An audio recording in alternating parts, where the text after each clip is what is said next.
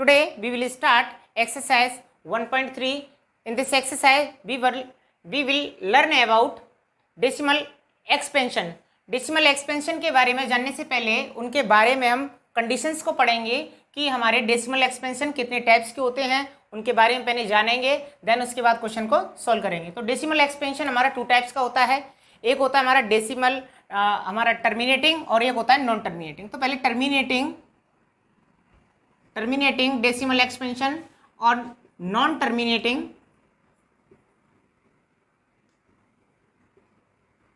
Decimal के बारे में बात करेंगे। तो टर्मिनेटिंग हमारा क्या होता है और नॉन टर्मिनेटिंग क्या होता है? ऐसा नंबर जिसमें हम डिवाइड करते हैं, जैसे हमारा 5 में हम 10 से अगर डिवाइड करेंगे तो इसमें पूरा पूरा डिवाइड चला जाएगा, हमारा 0.5 आंसर आ जाएगा हमारा।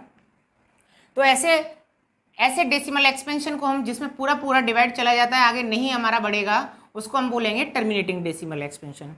और ऐसा नंबर जिसमें हम डिवाइड करते जा रहे हैं और आगे करते जा रहे हैं, जैसे कि हम क्वेश्चन ले रहे हैं, हम कोई भी 3 से हमने डिवाइड किया,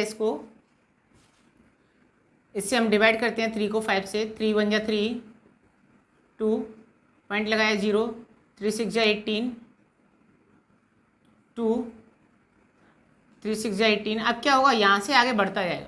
ये जब बढ़ता जाएगा, आगे बढ़ता जाएगा, तो क्या होगा हमारा इस तरह का डेसिमल एक्सपेंशन जो है क्या होता है, नॉन टर्मिनेटिंग। रिपीटिंग भी कह सकते हैं इसको, हम रिपीटिंग भी बोलते हैं इसको, और रिपीटिंग को हम रैकरिंग भी बोलते हैं।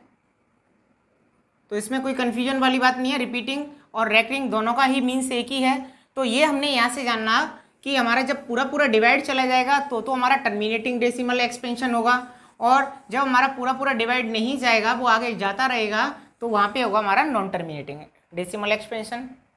अब करते हैं हम क्वेश्चन नंबर 1 को। जब हम 100 का इसमें डिवाइड करेंगे तो यहाँ से हमारा डिवाइड हो जाएगा, इसका हमने इसमें डिवाइड किया, तो ये डिवाइड करने के बाद हो जाएगा 0.36।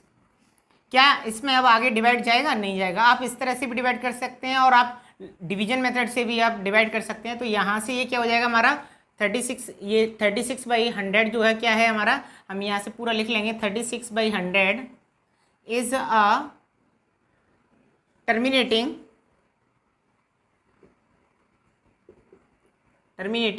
Decimal expansion.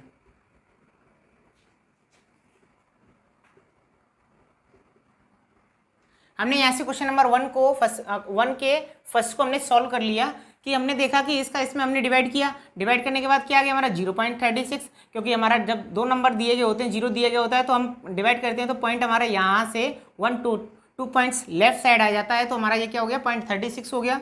यहाँ से हमने देखा कि अब हमारा आगे डिवाइड नहीं जा रहा है, तो क्या हो जाएगा, वो हमारा टर्मिनेटिंग डेसिमल एक्सपेंशन हो जाएगा। तो यहाँ से इसका ये आंसर भी हो जाएगा। अब करते हैं क्वेश्चन नंबर 2 का। इसका सेकंड क्वेश्चन है हमारा 1/11। 1/11। अब 1/11 का हम सॉल्यूशन करेंगे, तो सबसे पहले हम इसको चेक करना पड़ेगा हमारा कि इसका हमारा डिवाइड हो रहा है या नहीं है पूरा पूरा।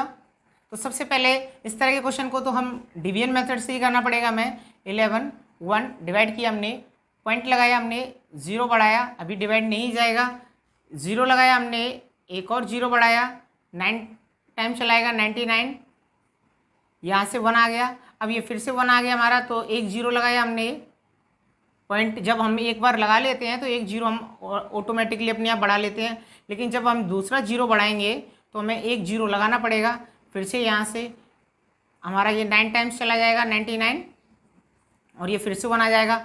अगर हम इस तरह के डिवाइड को अगर करते जाएंगे तो इसका आंसर हमारा क्या आता जाएगा, इसी तरह का आंसर आता जाएगा कि हमारा 0.9 यानी कि इसी की रिपीटिंग होती रहेगी 0.9 की। हम रिपीटिंग वाले नंबर को हम क्या बार लगा के सोर्स कर सकते हैं, इसको हम जब बार लगा देते हैं, इसका मीन्स ये है कि ये नंबर हमारा आता जाएगा, इसी की रिपीटेशन होती जाएगी, इसका मीन्स ये होता है, बार लगा दी हमने। तो यहाँ से हमने देखा कि 1/11 is a non terminating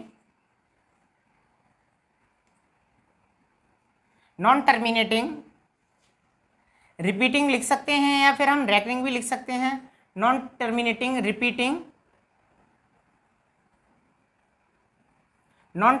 repeating decimal expansion.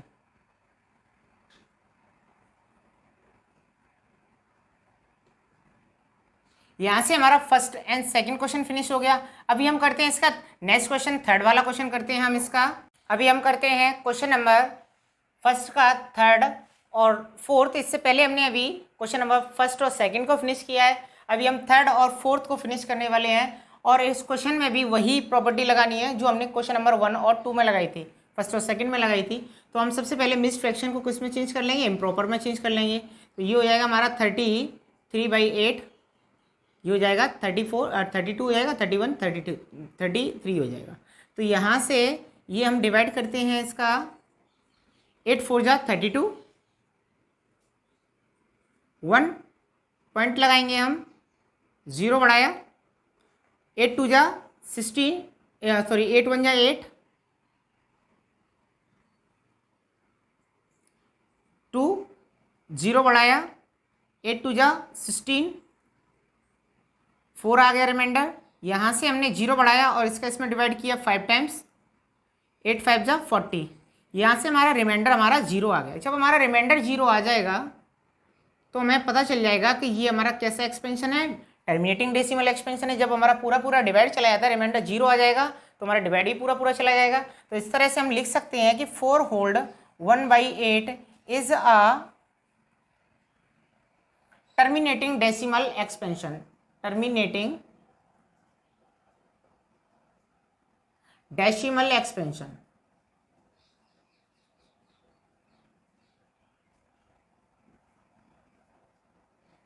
यहां से हमारा क्वेश्चन नंबर थर्ड फिनिश हो जाता है। इसका ये पूरा डिवाइड चला जाता है, हमारा टर्मिनेटिंग डेसिमल एक्सपेंशन हो जाता है। जब पूरा डिवाइड नहीं जाता है तो वो नॉन टर्मिनेटिंग होता है। अभी हम करते हैं इसका फोर्थ क्वेश्चन। फोर्थ क्वेश्चन के लिए भी सेम प्रॉपर्टी है, डिवाइड करना है और डिवाइड अगर पूरा जाता है तो हमारा टर्मिनेटिंग है और नहीं तो नॉन टर्मिनेटिंग है। सबसे पहले हमारा डिवाइड 3 में नहीं जाएगा 13 से, तो पॉइंट लगाया, 0 बढ़ाया, 13 2 जा 26, रिमाइंडर आया 4, 0 पॉइंट। अब ये हमारा पॉइंट लगा होता है तो हम 0 ऐसे ही बढ़ा लेते हैं। और अब इसमें इसका डिवाइड किया 3 टाइम्स, 3 टाइम्स से हमारा 39 हो जाएगा। यहाँ पे 1, रिमाइंडर 1 आया। अभी हम यहाँ से एक 0 तो ऐसे ही बढ़ा लिया हमने, लेकिन अभी भी डिवाइड नहीं जा रहा है तो हम क्या करेंगे, एक 0 यहाँ बढ़ाना पड़ेगा हमें और एक 0 यहाँ बढ़ाएंगे। 13 7 जा 91, यहाँ से रिमाइंडर आया 9। अभी हमने एक 0 बढ़ाया यहाँ से, 13 6 जा 78, यहाँ से आया हमारा 2, 1 और एक 0 बढ़ाया। अब यहाँ से इसका इसमें डिवाइड किया 9 टाइम्स, 117, यहाँ से रिमाइंडर आ गया हमारा 3। अभी देखिए हमने शुरुआत में भी हमने 3 में डिवाइड किया था, अब फिर से 3 में डिवाइड करना पड़ेगा। इसका मीन्स अगर हम 3 में डिवाइड करेंगे तो ये नंबर हमारा रिपीट होके आ जाएगा फिर से। तो यहाँ से जब हमारा नंबर रिपीट होकर के आता है और हमारा डिवाइड इनफाइनाइट होता है, अगर हमारा डिवाइड ऐसे चलता रहे और इनफाइनाइट में पहुँच जाए तो वो हमारा होता है नॉन टर्मिनेटिंग होता है। तो हम यहाँ से लिख सकते हैं कि 3/13 is a non terminating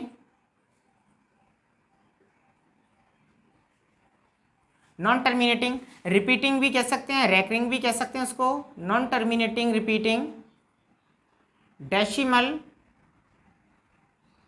expansion. ये इसका आंसर हो जाता है और ये भी इसका आंसर। तो इस तरह से हमारा क्वेश्चन नंबर थर्ड और फोर्थ फिनिश हो जाता है। नेक्स्ट हम करने वाले हैं इसी एक्सरसाइज के question number fifth and six को। अब हम करते हैं क्वेश्चन नंबर 5th और 6 को, क्वेश्चन नंबर 1 के क्वेश्चन को। और ये क्वेश्चन भी हमारे उसी तरह से होंगे जो हमने लास्ट 4 क्वेश्चन किए हैं। तो इसको भी हम डिवाइड करते हैं, 11 से 2 को डिवाइड करते हैं। डिवाइड नहीं जाएगा तो क्या करेंगे, हम पॉइंट लगाएंगे, 0 बढ़ाएंगे, यहाँ से ये 1 टाइम जाएगा 11, रिमाइंडर आया 9, 0 बढ़ाया हमने 8 टाइम्स 88, 2। अभी हमें यहाँ भी देखा कि हमने यहाँ 2 में डिवाइड किया, यहाँ भी देखा हम इसमें 2 में डिवाइड करेंगे तो ये क्या होता रहेगा, ये डिवाइड होता रहेगा, आगे बढ़ता जाएगा। इसका मीन्स ये कैसा हो जाएगा हमारा 18 हो जाएगा। और जब हमारा कोई भी नंबर रिपीट होने लगेगा, जैसे हमने यहाँ 2 में डिवाइड किया, यहाँ 2 में डिवाइड किया तो हमारा इतना आ गया, लेकिन फिर से रिमाइंडर 2 आ गया। अगर 2 में डिवाइड करेंगे तो फिर से हमारा यही आ जाएगा। इसका मीन्स क्या है कि हम ऐसे ऐसे डिवाइड करते जाएंगे और 18 18 18 18 18 18 हमारा आता जाएगा, रिपीट होता रहेगा। जब कोई भी नंबर हमारा रिपीट होता है तो उसके ऊपर हम बार लगा लेते हैं, और इस तरह के क्वेश्चन को हम किस तरह क्या कहते हैं, हम जो पूरा पूरा डिवाइड नहीं होता है उसको हम कहते हैं नॉन टर्मिनेटिंग रिपीटिंग। तो यहाँ से हम लिख सकते हैं कि 2/11 is a non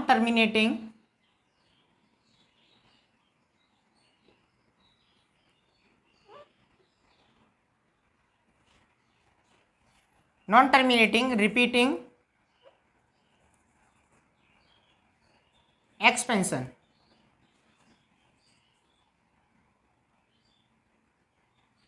non terminating repeating decimal expansion.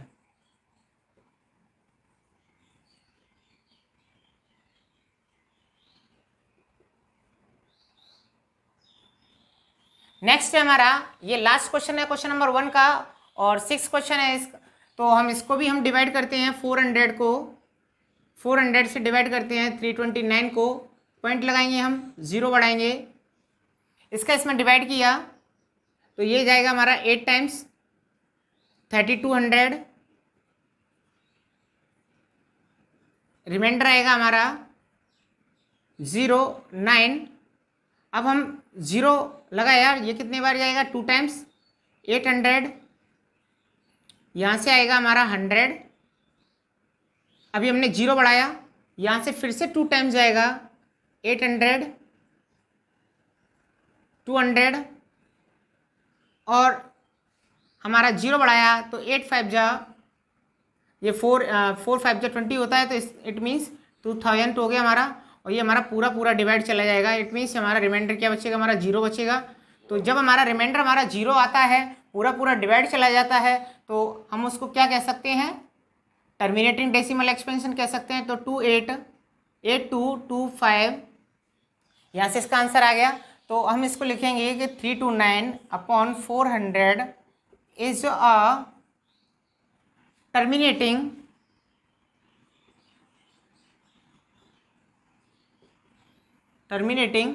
Decimal expansion. ये भी हमारा टर्मिनेटिंग हो जाएगा, क्योंकि पूरा पूरा डिवाइड चला गया तो क्या हो जाएगा, हमारा टर्मिनेटिंग डेसिमल एक्सपेंशन हो जाएगा।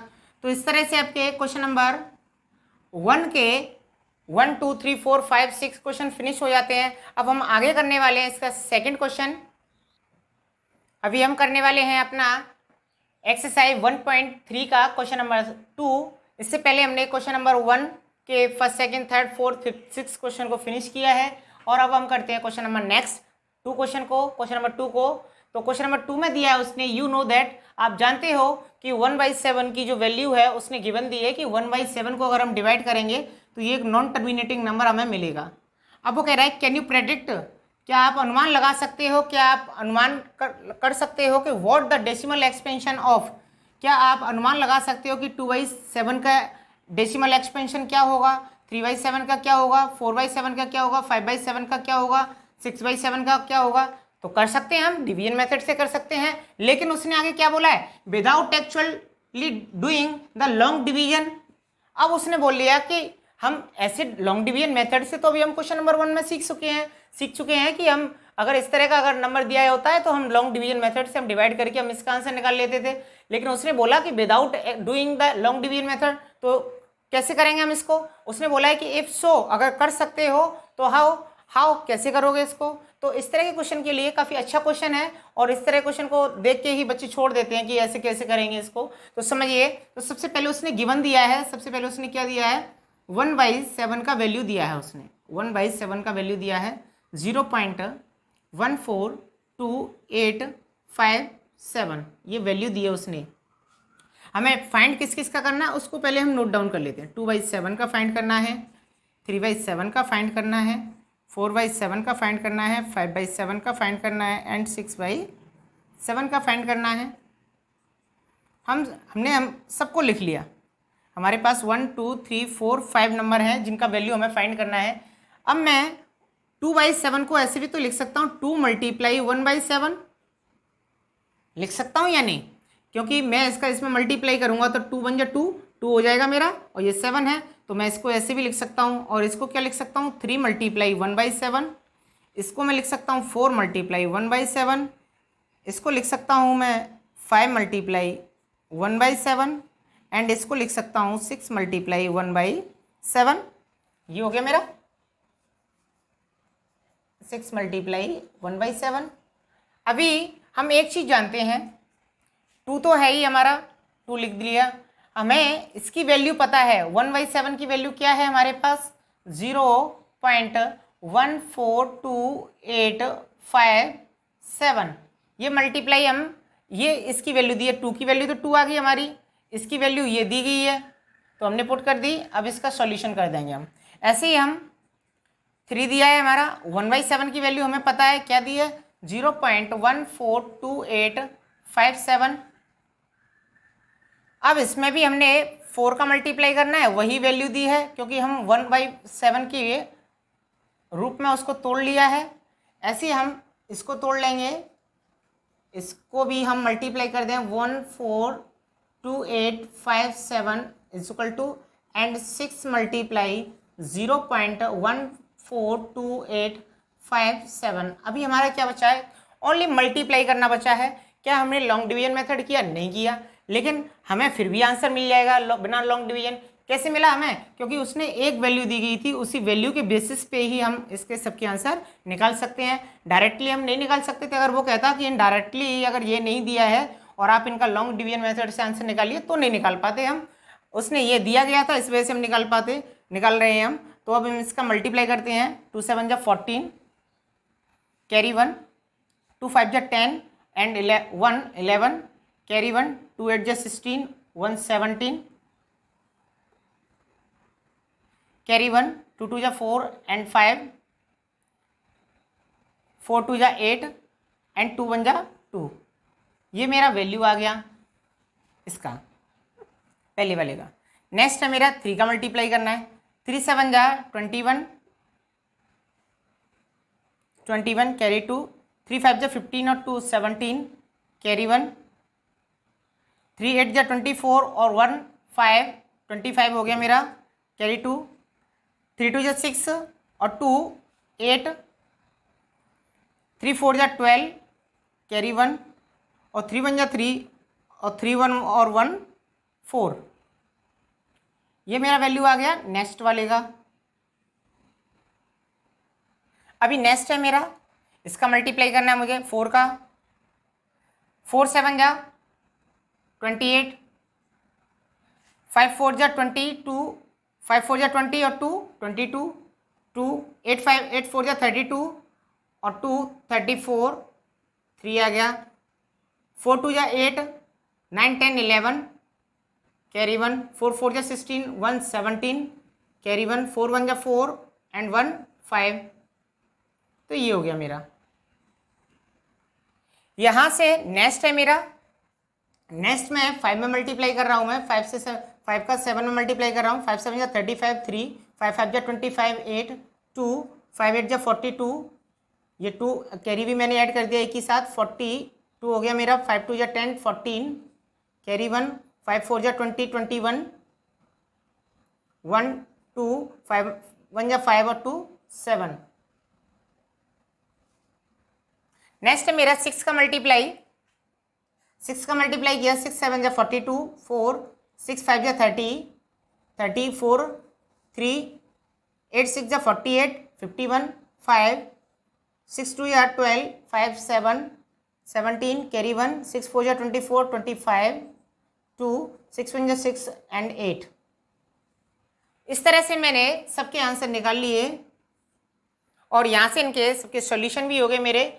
तो यहाँ से 2/7 का वैल्यू मेरा 285714 आ जाएगा, 3/7 का वैल्यू मेरा आ जाएगा 0.428571, 4/7 का वैल्यू आ जाएगा मेरा 571428, 5/7 का वैल्यू आ जाएगा मेरा 0.714285 आ जाएगा एंड 6/7 का वैल्यू आ जाएगा 857142। तो तो इस तरह से मेरे सबके आंसर हो जाएंगे ये। और इसी के साथ हमारा क्वेश्चन नंबर 2 भी हमारा फिनिश हो जाता है। तो यहाँ से आपने देखा कि हम बिना लॉन्ग डिवीजन मेथड के भी हम इस तरह के क्वेश्चन को फिनिश कर सकते हैं। नेक्स्ट हम करने वाले हैं इसके आगे वाली वीडियो में हम क्वेश्चन नंबर 3 को। जब तक के लिए आप बने रहिए हमारे साथ।